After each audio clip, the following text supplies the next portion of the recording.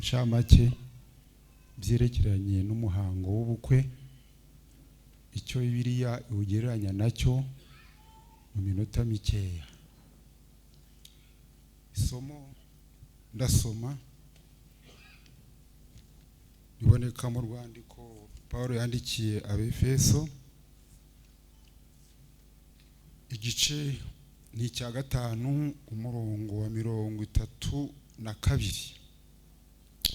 Nigiye Paulo avugaga ibyerekeranye abagabo n'abagore, ageze kuri umurongo aravuze ngo nicyo gituma umuntu azasiga se na nyina akabana n'umugore w'akaramata, bombi bakaba umubiri umwe.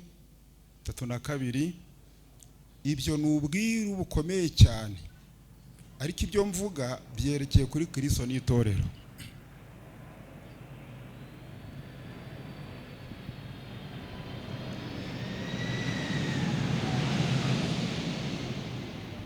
Tugiye kureba Paulo avuze ko umugabo azasiga se na nyina akabana n'umugore w'akaramata, ariko kwari ubwiru ahubwo byerekeranye na Kristo n'itorero. Tugiye kureba ibintu 7 urugo rugereranyaho n'itorero. Icya mbere,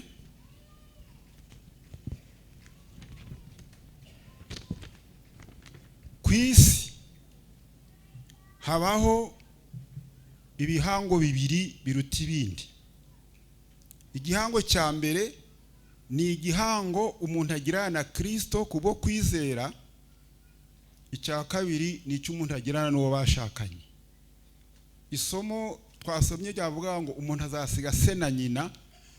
Gukurikira Kristo bisaba gusiga ibisekuru bya kera akakira igisekuru gishyashya.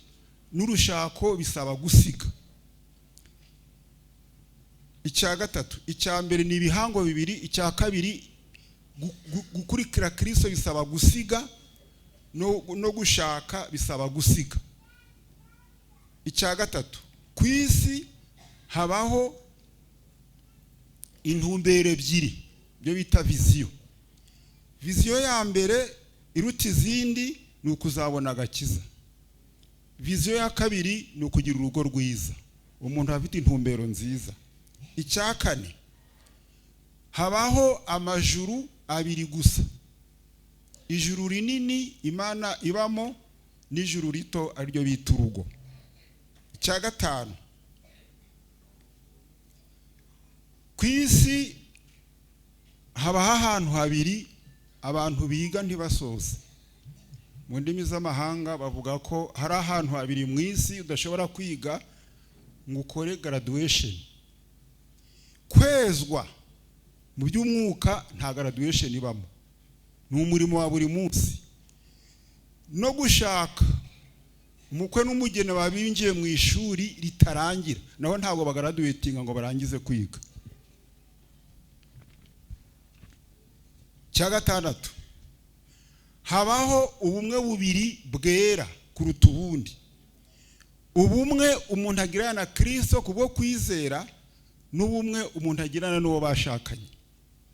Cya karindwi, ku isi habaho amahitamo 2 aruta andi. Irya mbere ni uguhitamo kwakira Yesu no guhitamo uwo mwashakanye. Niyo mpamvu umugabo agereranya Kristo, umugore akagereranya itorero. Iyo umugabo yubahirije inshingano zo mu Befeso igice cya 5, umugore nawe akubahiriza mu rwambere rwa Petero igice cya 3, nibwo umugabo n'umugore baba umugeni, Kristo akababera umukwe. Ndagira ngo mbwire abadamu bari aha ngaha, ndabanza mbaza ikibazo kimwe nerekera ku musozo. Ari ukubana n'umugabo ugukunda, abadamu baransubiza, ari ukubana n'umugabo ugukunda no kubana n'umugabo ukunda, ibyiza ni ibihe? Munsubize. Kubana n'umugabo ugukunda no kubana n'umugabo ukunda, ibyiza ni ibihe? Ugukunda mubonye zeri zinze. Ntabwo ugenda ugiye guhabwa, ahubwo ni ukugira gute? Gutanga bihesha umugisha kugira gute?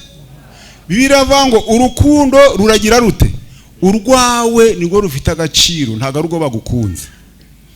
Abadamu barareka mbabwire, abagabo twese iyo tuva tukagera tunyura mu biganza by'abagore babiri. Umugore wa mbere ni mama wambyaye, mu myaka 23 yakoze romize, byo bita handover, hererekanye, ampereza undi mugore. Kibazo ndabaza, abo bagore babiri yabati ngewe naramubyaye ndamurera, dore aho ncumbikiye nawe mwakire. Muri abo bagore babiri ukaze n'uwuhe? N'uwa mbere n'uwa kabiri? Kubera iki?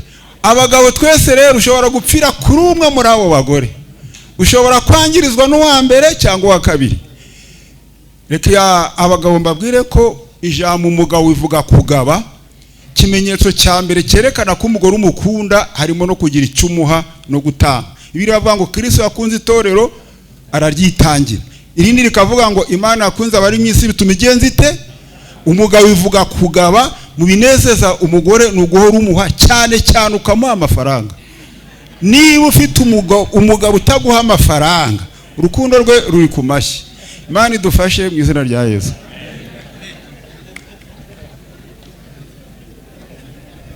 Arakoze cyane umuvugabutumwa.